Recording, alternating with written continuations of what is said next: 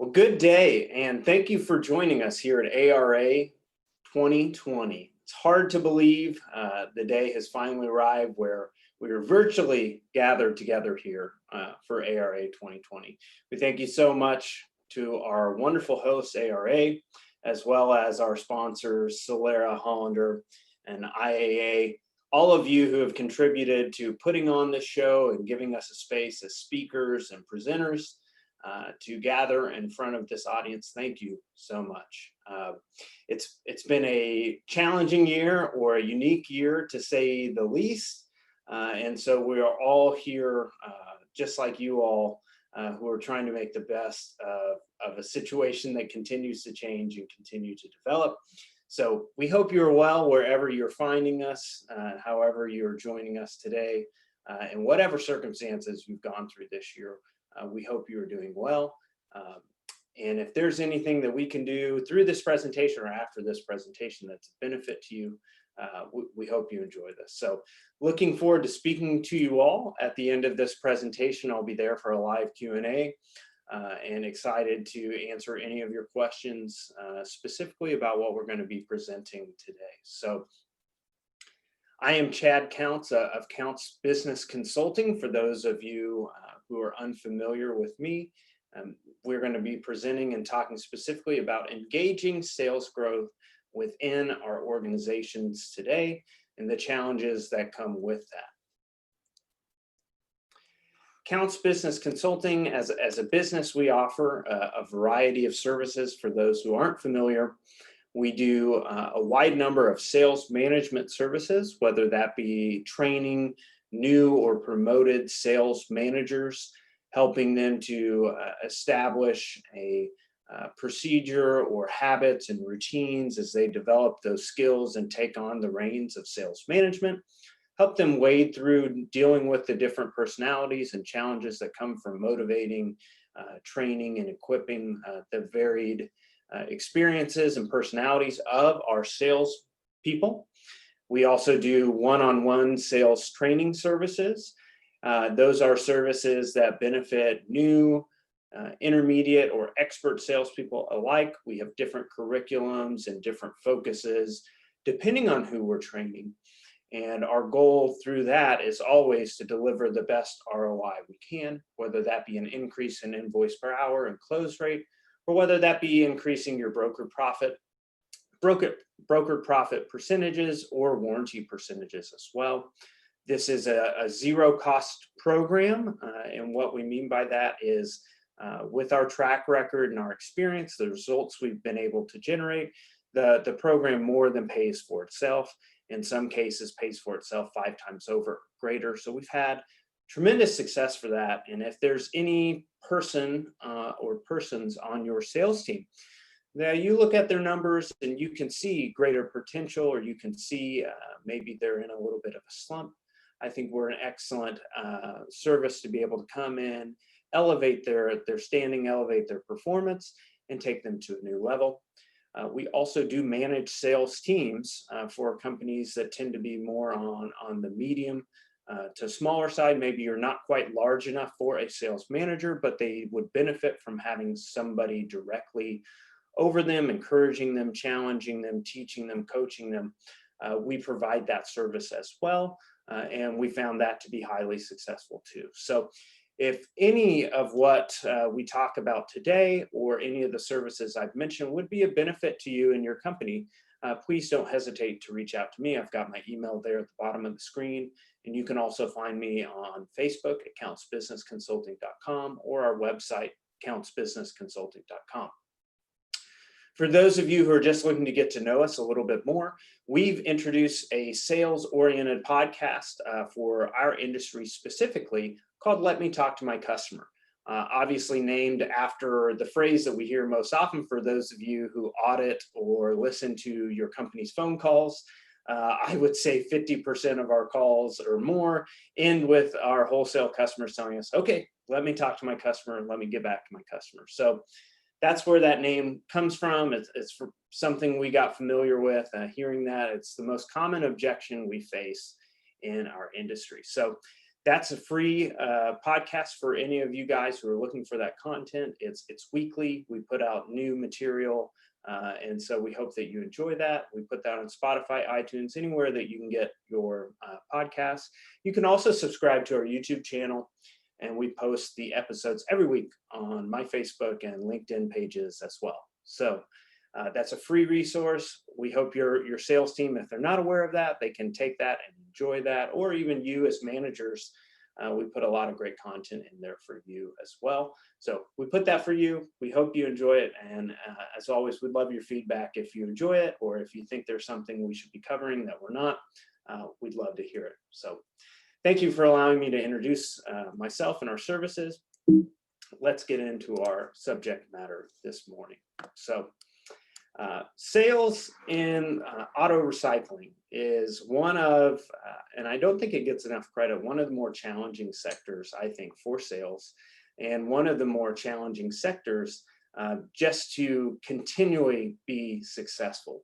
I think in many cases, the larger the team, the easier it is to have some sort of maintaining of success, whereas the smaller your team, the more ebbs and flows you're likely to face in terms of having really good months, really strong months, or not.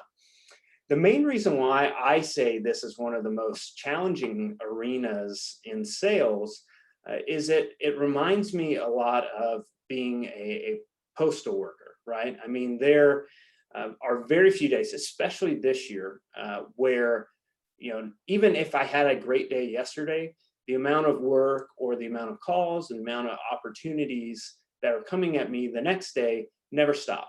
And even if I've set a record month, as many of you have and many of our clients have, we sit there and immediately reset our goals for the next month to a higher level, right? So there can be very much this sense that we're never done, we're never reached the finish line. There is no resting place in our success or our performance. There is always this constant drive for more and to do better. For those that are lifelong salespeople, that's great, right? Many of us are wired to where, man, if it was the same goal or day in and out, same process, same experience, we would really struggle with the mundane repetition of some of those other fields, right? That's where personality-wise, that might be more beneficial to an inventory person or a dismantler or something like that. There are differences with those positions as well, and novelty in those positions as well, but none as much as in sales, where I think it really takes an adrenaline junkie. I think, and I'm not saying that's everybody, but a lot of the most successful people that I've had the blessing and benefit of working with, it's their fix. They love coming to work. They love seeing what can be done. They have an attitude of, this is my benchmark and I'm going to see how far I can push this, how far I can take it. That said, every company is different, and every company addresses and either scaffolds or builds up this culture to a benefit, or maybe this is something that they're not as aware of. And I think this is highly foundational and critical to maintaining not just intermittent sales growth, but engaging sales growth as a way of culture, as a way of being, as a way of success within your operation. So in order to create an engaging culture, and one that is sustaining and one that lasts and one that can be built upon, there has to be foundational elements of being able to win. I mentioned, this caters somewhat to adrenaline junkies, or those that enjoy the fast pace and can enjoy that rigor. Even within that, even the most successful people need to be able to hang records on the wall, need to be able to have benchmarks that they hit or they succeed. Even in the midst of getting those 120 plus calls answered a day, they want to have a marker. They want to have a measure of, this was a successful day. And while they don't like failing, of course, they very much are motivated almost as much by not failing as they are by succeeding. they need that measure. If they didn't have that, whether that be internal or set by their manager or company, this would be a much more daunting position. In some cultures we've been a party to, there have been strong benchmarks. There has been an element of winning, right? There have been goals that are set, and I would say 80 to 90% of the companies in this industry do set sales goals to some extent, whether that is a company basis, whether that is in stock only or a net sales goal only for their salespersons. However, I find that more often than not, there is a disconnect between those setting the goals and those that are tasked with achieving those goals. If you are going, one main difference here, if you are going to have an engaging culture versus one that does, I would call it more of a demanding culture, and it is engaging to some extent, but the demanding culture sets forth those goals really without much engagement, buy-in, or influence from the persons that are in charge of accomplishing those goals. And while that can still be successful in the short run, you will often still see, right? I would rather have a demanding culture than one that lacks any sort of measurement or any sort of direction towards a goal. I'm also likely to experience burnout and high turnover, a disconnect from certain salespeople, because there's a sense of something that's happening to you as opposed to something that's happening with you. The best companies have developed a sense of achievement and accomplishment along with their employees more so than at their employees. And that's a subtle difference, but it's a difference that determines whether or not this is likely to be a culture that stands and flourishes over the long run, or one that's going to experience fits and starts as we are busy replacing and rebuilding more often than not. So, elements of having a sustainable and winning culture, there needs to be a win or a loss, right? There needs to be some ability, and I would even say some reward to go along with it, some reward, a consequence, or something that people are missing out on. I think this is a critical element as well in order to bring life and newness and renewal into companies and make sure that we're not burning out. There should be a striving towards some sort of competition, right? There should be some sort of game or contest or something. And whether that be on an individual basis or team basis, or whether that changes each month, I think that's really critical.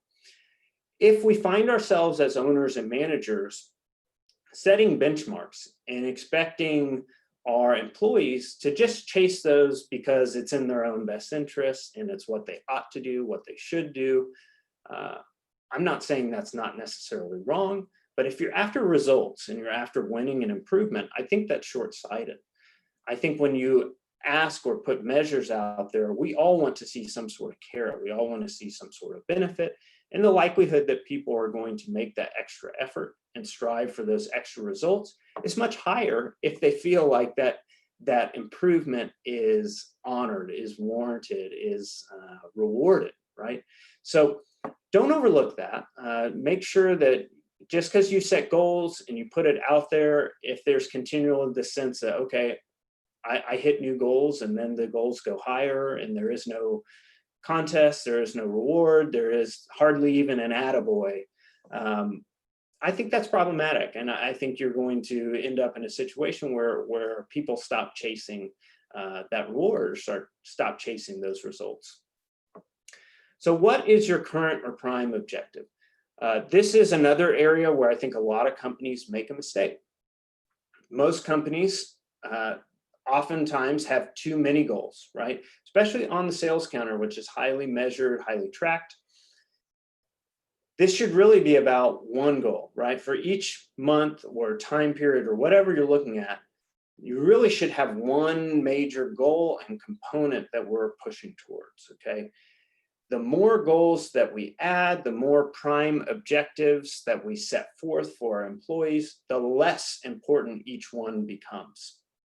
So If we are a company that has 8 to 10 primary goals, then we have no primary goals, right?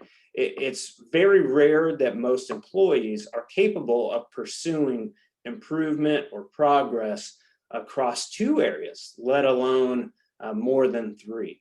And so I would say at most, you cap your priorities, you cap your directives and your goals at least at 2 elements, right? And almost always net sales needs to be 1, and then even if you want to focus on warranty percentage or broker profit percentage or other things like that, obviously the top line goal, it's hard to move away from.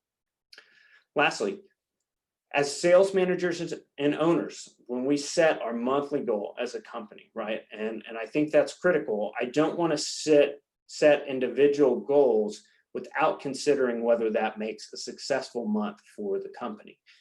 The whole reason why we have some of these singular goals is that they should add up and reach the overall company goal and where we need to be as a company. This would be like, and we see it all the time with sports teams, where there is a phenomenal star athlete who puts up amazing stats and amazing numbers on a team that never wins. And so we definitely want to avoid that at all costs. We want there to be a sense that every team member matters. We're counting on each person to hit goals.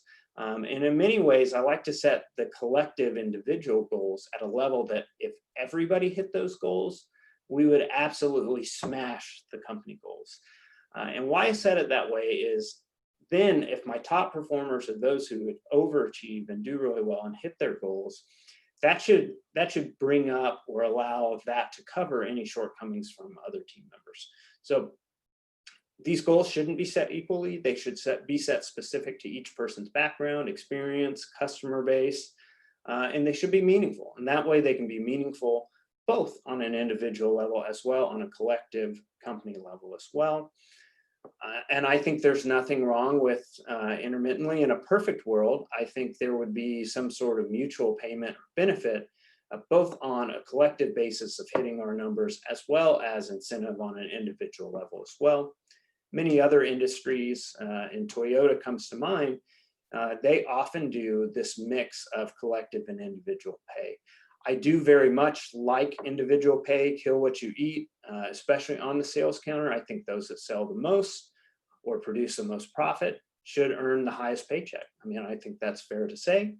And I think there should also be some recognition that them alone, that their success and their results doesn't happen in isolation. If that salesperson continues to achieve all their goals and they work in a manner that's detrimental to the rest of the team and the company goals, which definitely happens in our industry where we have somebody who is wonderful for themselves, but they make it very difficult for the rest of the team to achieve. That overall is not a healthy, engaging, winning culture, right? There's not long-term success that's going to be able to be established there if we are constantly having infighting, right? Or we're not all pulling in the same direction.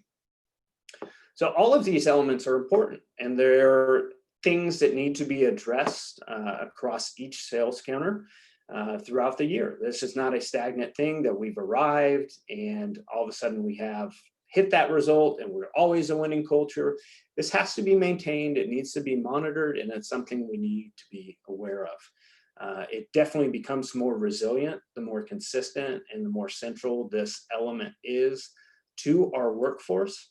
And it's something that Richard Tyler, my trainer, and myself, we work very diligently to make sure that we instill this on the companies that we manage and oversee so that we're good stewards. And we're building something not just for short-term benefit, but building something that can last and that these owners and these companies can build around for years to come.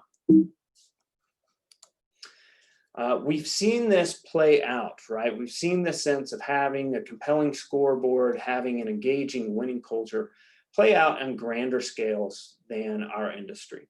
The most notable that I think many of us can think of is before my lifetime, but it's certainly something I'm well aware of, is the dynamic of what happened to NASA when Kennedy came to office and gave it a very specific, direct, and measurable goal. Prior to Kennedy coming on board as president, NASA was floundering and not moving at a rate that was keeping up with our Soviet competition. The expansion of human knowledge of phenomena in the atmosphere and space was a laudable mission, right? There is a lot to be proud of in that statement. Those would all be great things and beneficial things as an organization, but they're too abstract. There's not something that's measurable. There's not a pass-fail. There's not a win-lose within that. And so giving all those brilliant people and motivated people something that even seemed incredibly difficult, unsafe, scary, unknowable that we could even achieve it, by tying them together, we got far closer and achieved that goal than many thought was possible. So even within your company, you have certain expectations in terms of what you're hoping to achieve and what you're looking to do. Having generic goals like 10% growth, okay, that's great. 20% growth, that's great. But what does that mean? What does that mean specifically for each salesperson? What does that mean on the counter? And is that acceptable for the majority of that growth to be in stock, or does a certain amount of it need to be brokered? Many of you have seen the auctions have become increasingly competitive and difficult, and it's been hard to maintain even replacement level of inventory purchasing. So what are you doing about that? What dynamics have you shifted? How have you redefined goals in a manner that allows for the success and growth and development of your team? And are all of you working on that? I think a lot of times many companies do a decent job of communicating expectations between managers, but then when we go and interview employees at a frontline level, they're unable to give us those same goals. They're unable to repeat those same expectations. When we ask them about how they're paid, it's very often that if I ask somebody to explain how they're paid, they can't give me the explanation in as great as detail as what's spelled out either in the documentation or by their manager. So this is an important thing to consider as well. As we set these goals, it is our duty as owners and managers that we take the necessary time to make sure these things are explained and understood by our employees. How can we expect them to produce the results that we are expecting if they're not aware of what the results are or what those expectations are? So make sure you're not doing this just half-hearted, that you're taking the necessary time to set people up for success, to set them up to be challenged. There's many companies I go to, they have goals, but it's like saying somebody has a suit that doesn't fit them. There's some people that it's too loose, their goals are just way too high, they're never going to achieve it, and others it's too tight. They have outgrown that, they are producing way more than that, and so the goals lose relevance and they lose significance. So that's part of it. It's simple to overlook, but this is something that's very necessary. And there should always be this tension in a goal. I don't know that they're going to hit it. I don't know if they're going to be able to achieve that.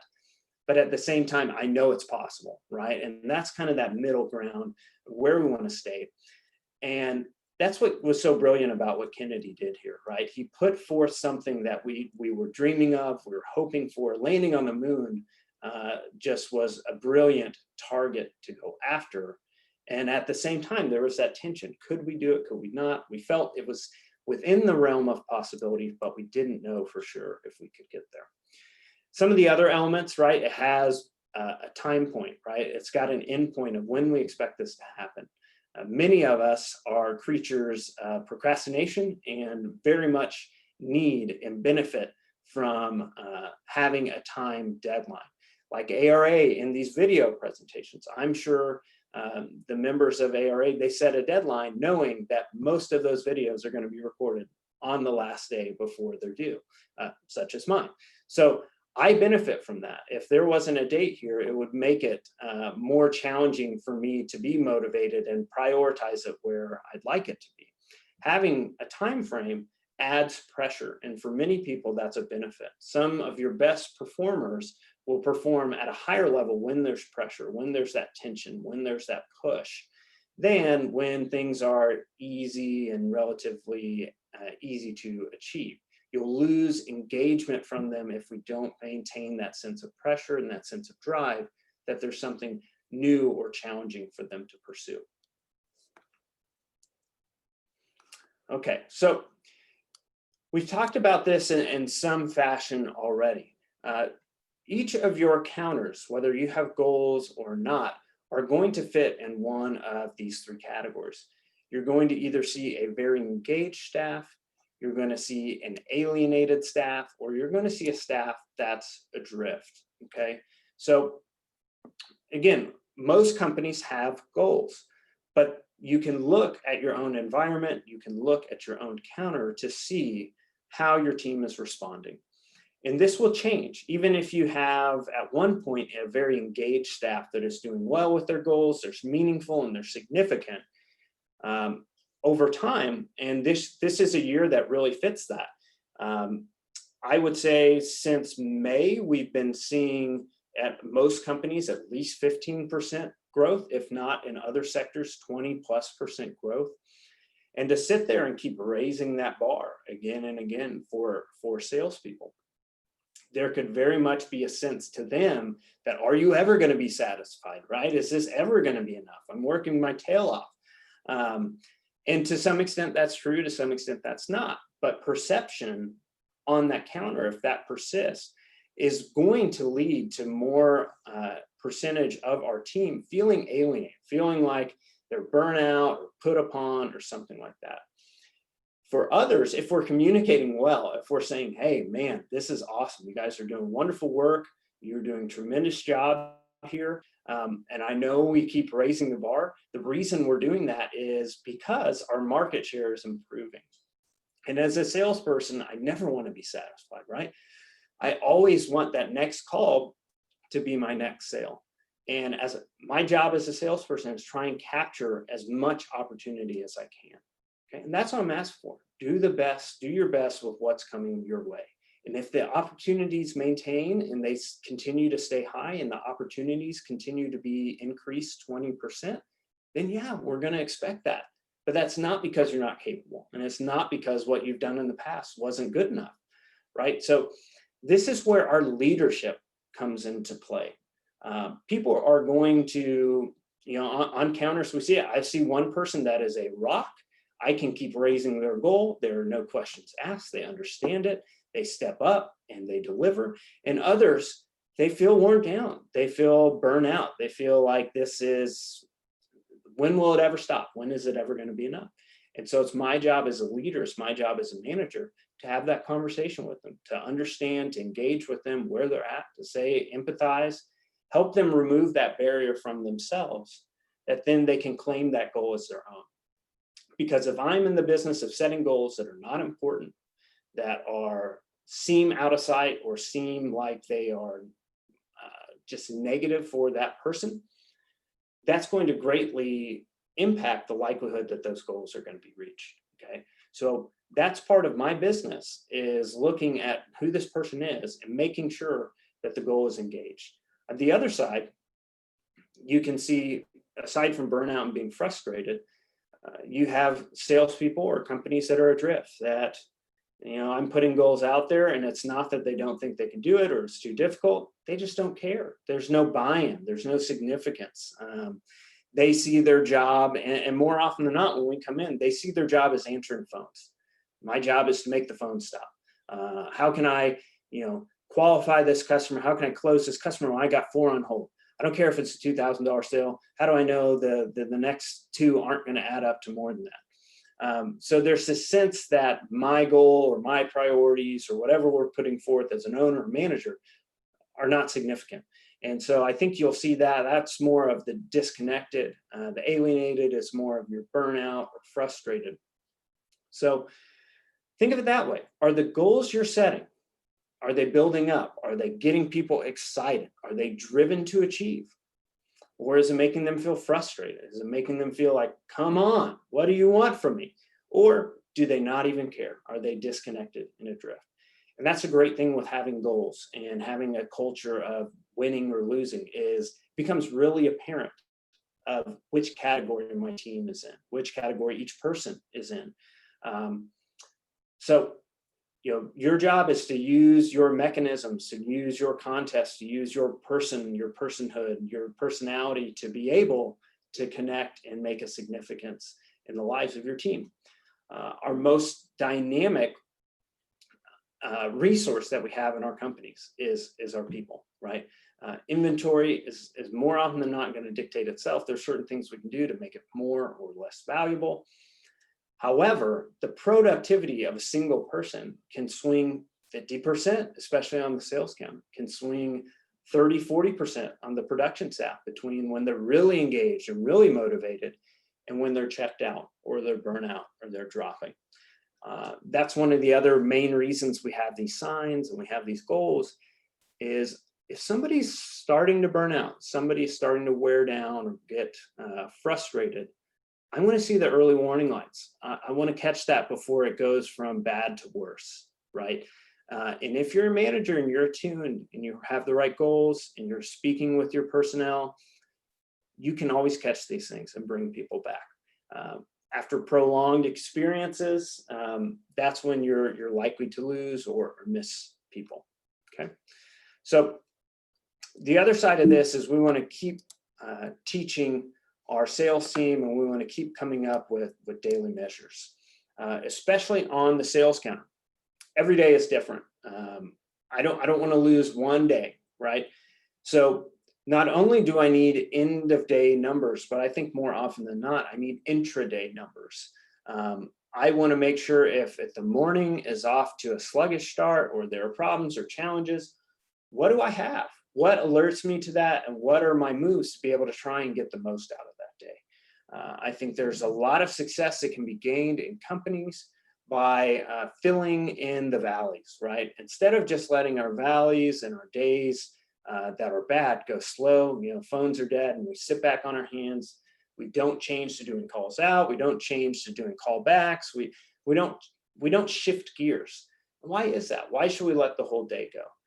I would bet most of you know kind of the tenor or the pace of the day, probably by 10 a.m., if not earlier, right? You have a sense from what's coming, what's happening. So there needs to be a compelling scoreboard, and it's not just day in, it's not just weekend or month end, something that ties in not just outcomes, but leads, something that is cueing me into what our potential is. There are certain situations where we're fortunate enough and our salespeople is out kicking their coverage, so to speak, that we're not having as many searches or calls, but for some reason they're able to maintain, whether that be they're getting a lucky run of high dollar sales or whether they've actually done the work to increase their close rate. And it's very important that I decipher those two things.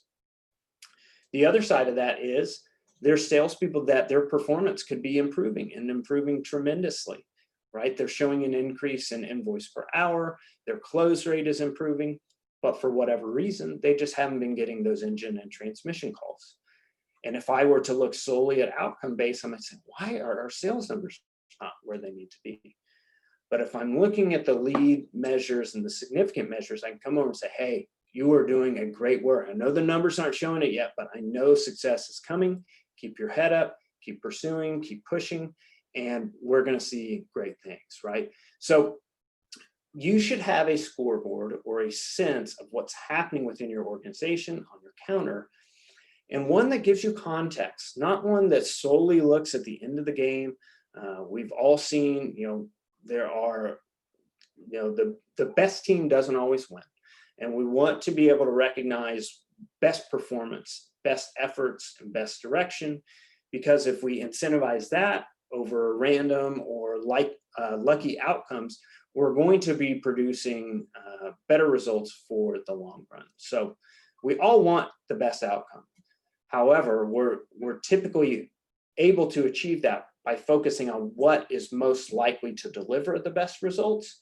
Then at the end of the day, sometimes what ends up delivering the best results, which is more luck of the draw or luck of the call, right? So keep a compelling scoreboard. These numbers should be significant. You shouldn't be keeping so much that it's overwhelming or that the salespeople don't bother to look at it or don't understand it, okay? So in the same way that we want that tension of Yeah, we have a lot of priorities as a company, but we have a clear 1 to 2 top goals that we're pursuing. The scoreboard should be the same. We have one goal that's really clear here. Maybe we have 1 or 2 lead measures that really clue us in on if we're on the right track. And there should be that tension between the two, right? Figuring out what's your best result. Lastly, involving the salespeople with these numbers. This can be an area where we're talking about engaging, alienating, or drift. This is an important part of it too. There needs to be a great enough sense of awareness, where these numbers come from, how are they tracked, what reports, which are often different in each inventory system. But we want the salespeople to know where or how these numbers are derived and how they're impacted. If we're going to expect them to change these numbers to show improvement and progress on these numbers, shouldn't we equip them with the knowledge and training and techniques for how to improve these numbers? So that can be on a technical front in terms of their phone skills, or it can be just on a software side and an inventory side that we're cluing them in on how searches or how close rates are tracked. Both of these matter and they're significant. And many times these are things that are overlooked and lead to burnout or lead to salespeople checking out because we don't take the time to make these numbers significant to them and how they benefit them. In many cases, these are numbers that may not benefit them here in the day-to-day, and they may involve processes that don't help them necessarily move through their calls or move through their day faster. But in the long run, these are numbers that benefit them because they give them better feedback. They help them be more organized. Take quoting, for example. There's many salespeople that, for whatever reason, they fight us on making quotes. That's a waste of time. They don't want to do it. They don't want to follow those steps. And so there's always a sense to me that they're robbing Peter to pay Paul. They see it as a time cost up front and fail to see that the likelihood of getting those callbacks from their customer increases by giving them those quotes, or that the likelihood that their time isn't going to be wasted by a customer calling in, needing to be transferred, somebody's looking up the part, oh, you already talked to so-and-so. There's a lot of wasted time that salespeople cause as a team by not prioritizing doing their work properly the first time. And because we don't draw it back to showing them how this costs them directly, a lot of times there's resistance from them in making that change. Okay, so many of the things we're talking about today aren't necessarily things that you are unfamiliar with or not aware of. However, the process, taking the time to do the little things that build buy-in, that build engagement, and make it significant for our team members is often overlooked. And we think that if we simply just do the top line goal, put the right numbers, that's enough. And if they don't maintain engagement, that's on them. Well, I'll tell you what, good employees are hard to come by, just like good customers. And so the less employees that we're able to improve, to engage and change, then the less we're able to improve and grow as a company. So why should we settle for that? As managers, we want to be people that get the most out of people, even if it's a little bit difficult. If we only get the low-hanging fruit, that doesn't speak well to us as owners and managers, okay? So we want to put ourselves in a position where we can achieve great success and great result. Training, equipping, again, in a lot of companies, and I think to a lot of employees, training is something that happens to them. It is not something that happens for them. And so as part of our process, we always start with getting to know who this person is, why this training would be beneficial to them. Because if they don't believe that it's beneficial to them, the likelihood that they're going to take my influence or input drops tremendously, okay? If they don't understand that, I don't benefit. If they struggle, if they fail, if they don't grow, that hurts me, right? We are in a mutually beneficial relationship here where if I can help them improve in any way, that benefits me, that benefits them, it benefits the company. I think a lot of times we assume that internally when we offer these trainings, when we offer to equip people, that they're going to understand, oh, this is in their best interest, right? This is going to help them perform better. This is going to help them achieve more results. However, more often than not, they assume this training or equipping it might benefit the company, but they really question whether it's going to benefit them. How are they going to benefit from this in the long run? I'm not saying that's all employees, but I think it's a good many that we overlook. So even as we're talking about what we're going to train and equip on, the level of engagement, bringing them into the process, making it meaningful and significant to them as an employee is critical. So you have to gauge that yourself. You know your people. What are they going to be engaged in? What are they not? And for many of you, you can see and say, oh, they don't listen to me, or they respect an outside voice. Part of that is true. I think the other part is potentially for us, our process is different. I'm going to take that time to make sure I understand that I have somebody's attention and that I have their buy-in. Because if I'm working remotely with them, if they don't have some sort of internal skin in the game or buy-in to what I'm asking for, the likelihood that I'm going to succeed is very, very low.